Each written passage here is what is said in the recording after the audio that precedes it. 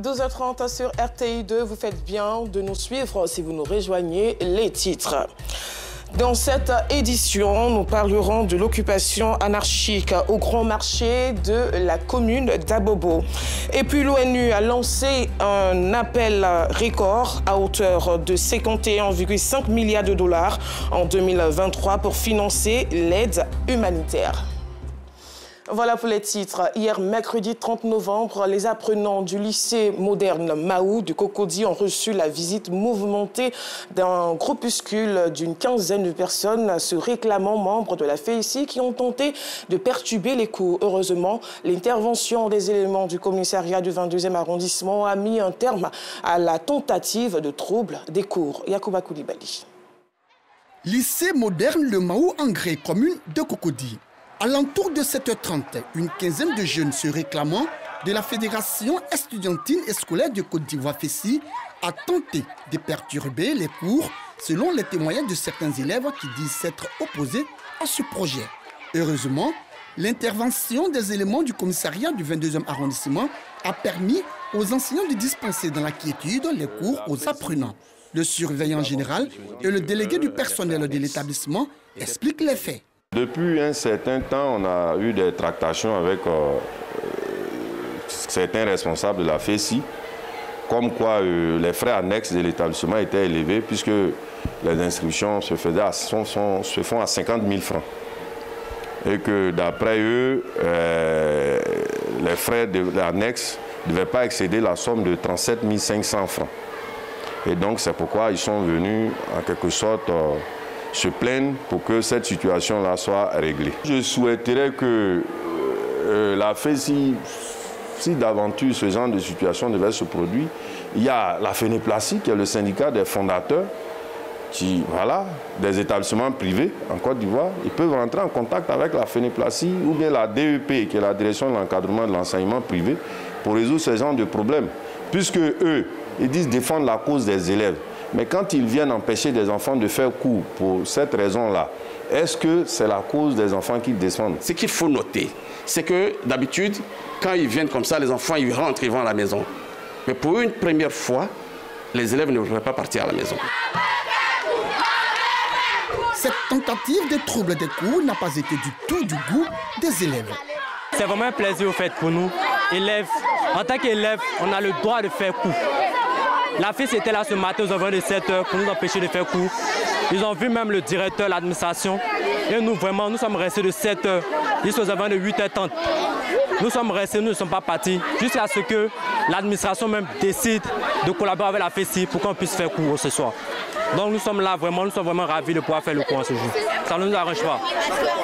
Parce que précisément, moi je suis en terminale. Et nous avons les examens de fin d'année. Ne pas faire cours déjà, c'est un blocus pour nous. Nous n'arrivons pas à faire les cours, nous n'avons pas terminé les programmes pour arriver à l'examen et vraiment donner le meilleur de nous. Ce matin, quand la FEICI est venue là, ils nous ont dit qu'il n'y a pas cours aujourd'hui. Nous, ça ne nous arrangeait pas parce que nous, on a envie de faire cours. On ne va pas avoir les bonnes notes. Donc, on a besoin de rendre fiers nos parents. Les élèves du lycée moderne Le Mahou se disent prêts à affronter toute personne ou tout groupe de personnes qui voudraient perturber les cours dans leur établissement. Ils souhaitent la présence des forces de sécurité dans leur lycée. Comme annoncé dans les titres, dans le grand marché de la commune d'Abobo, certains marchands préfèrent s'installer au bord plutôt que de rejoindre les autres commerçants à l'intérieur du marché. Notre reporter Yacouba Koulibaly les a rencontrés pour savoir les raisons de leur motivation. Voici son reportage. Grand marché d'Abobo, non loin de la mairie. Awa Koulibaly préfère s'installer ici, au bord du marché, pour vendre ses poissons frais. Selon elle, le choix de cette place est stratégique. Et si je m'installer, c'est parce que ça marche. Dedans aussi, les places sont chères. Tu vois, on est obligé de venir s'asseoir ici pour vendre. Conscients du danger qui les guette, certains commerçants utilisent des brouettes pour échapper aux agents de la mairie. Ça m'arrange parce que ici ça marche. Mais c'est la mairie qui nous fatigue. Ils sont nombreux, ces commerçants qui ont choisi de vendre aux abords du marché. Les femmes sont surtout celles qui occupent les trottoirs au détriment des places à l'intérieur. Alassane Chaibou, vendeur de friperie, pense que l'idéal, c'est de faire comme elle pour pouvoir s'en sortir. Ça marche un peu. Et puis le marché là, il n'y a pas de place. C'est rempli, les grands marchés là remplis. Il n'y a pas de place pour... Bon. Un avis condamné par des usagers qui dénoncent cette occupation anarchique des voies publiques, causant ainsi de nombreux désagréments à la fluidité routière. C'est pas prudent, c'est dangereux. Voilà, de rester sur les trottoirs, sur les routes, c'est pas bon. Une voiture, la voiture, là, le frein peut... Ça peut lâcher un coup et puis aller, ça fait les dégâts. Et demain, on crie autre chose. On dit, c'est sautonnerie. C'est de sensibiliser pour quitter les trottoirs, quitter les routes, d'abord les marchés. Je préfère faire mes achats chez les femmes qui vendent dans le marché. Parce que c'est bon, c'est protégé. Parce que les femmes qui vendent au dehors du marché, c'est pas prudent. Il y a des saletés, poto, ça peut donner les maladies graves. Pour imposer la discipline, les agents de la police municipale d'Abobo n'hésitent pas à confisquer les marchandises de ces commerçants.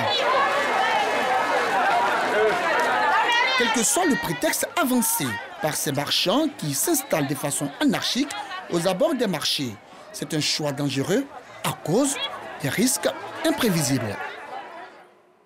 Rendons-nous au centre-ouest du pays, précisément à Guibérois, dans le village de Bagasewa. Là-bas, les populations sont confrontées à un problème, celui de pénurie d'eau. Les détails avec Clément Boko. La seule pompe à motricité humaine du village de Bagasewa, dans la sous-préfecture de Dinyago, département de Gagnoa, à l'ouest de la Côte d'Ivoire, est en panne depuis belle lurette.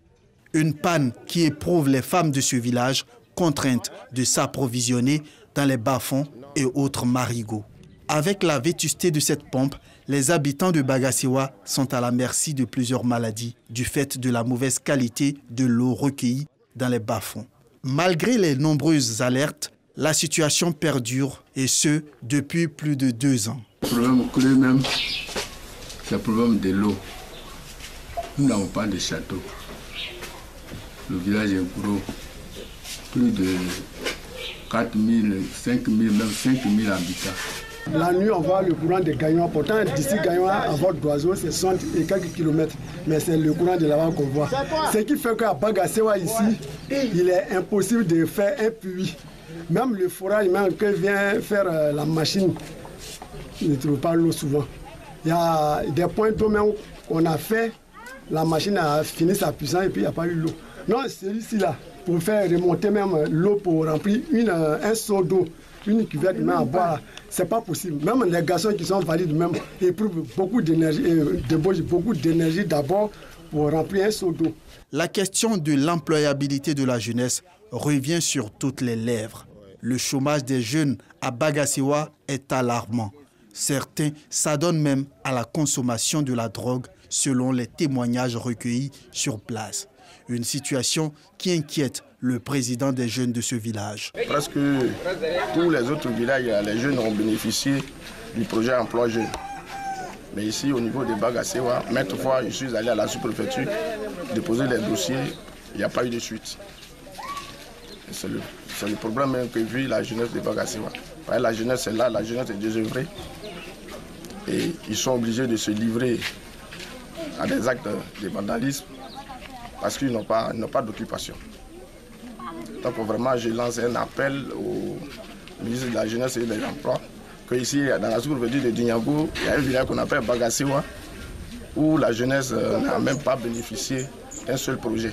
Les pistes qui relient Bagasewa au chef-lieu de sous-préfecture d'Inyago sont en état de dégradation très avancé, ce qui constitue une véritable entrave au développement du village. Quant aux producteurs du vivrier, ils ont du mal à écouler leurs produits sur les différents marchés. En cause, le mauvais état des routes villageoises, qui d'ailleurs ont un effet néfaste sur les conditions de vie des populations. Conséquence, augmentation du coût de la vie. Bagasewa est aussi dans le viseur des bandits de grands chemins qui n'hésitent pas à perturber la quiétude des habitants. Un poste de gendarmerie avancé serait le bienvenu, plaide le chef de ce village. Les populations de Bagasewa ont désormais le regard tourné vers les autorités compétentes pour les sortir de cette situation de précarité. Bagasewa, il faut le savoir, fait frontière avec le département d'Issia. L'INPHB et l'Institut national Félix Houphouët-Boigny s'est rendu à Kigali, au Rwanda. Cette visite d'immersion a été l'occasion pour l'établissement ivoirien de découvrir le Rwanda Polytechnique dédié à la formation de polytechniciens chevronnés. Fizeta Karamoko Dosso est notre envoyé spécial au Rwanda. Le Rwanda Polytechnique, institution de gestion des écoles polytechniques, reçoit une forte délégation de l'INPHB, l'Institut national polytechnique Félix Houphouët-Boigny. À sa tête, Dr Moussa Diaby, le directeur général de l'établissement, mais également Augustin Thiam, ministre-gouverneur du district autonome de Yamoussoukro. Le Rwanda Polytechnique, ce regroupement d'écoles forme l'élite rwandaise. Ici, l'apprentissage premium reste le maître mot. Après les civilités et les présentations, place à la visite guidée.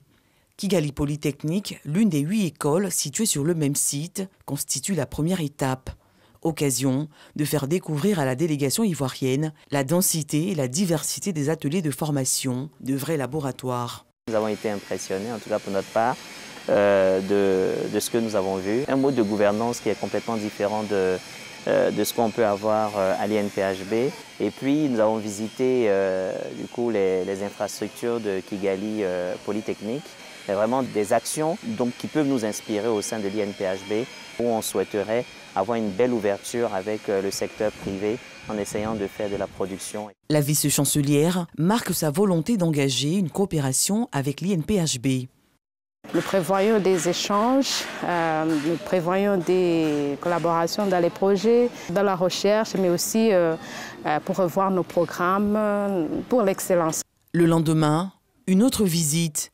Le Muzanze Polytechnique, situé à quelques kilomètres de la ville de Kigali. Dans cette école, des ateliers pratiques s'y déroulent et la particularité du Muzanze, le volet communautaire, qui représente un levier essentiel pour la formation. Un exemple à suivre, selon le directeur général de l'INPHB.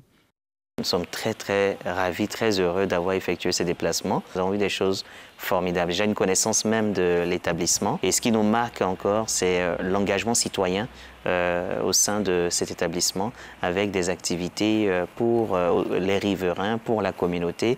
Et ce sont des exemples qui doivent nous inspirer au sein de l'Institut et qu'on devrait également répéter au niveau de l'INPHB. Une décision qui réjouit le recteur de Muzanze Polytechnique. We are very happy to receive the delegation from our colleagues at the National Technical Institute of Félix Houphouët-Boigny.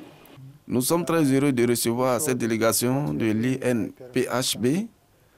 Nous avons beaucoup échangé et rassurez-vous, cela augure de belles choses pour l'avenir de nos pays respectifs.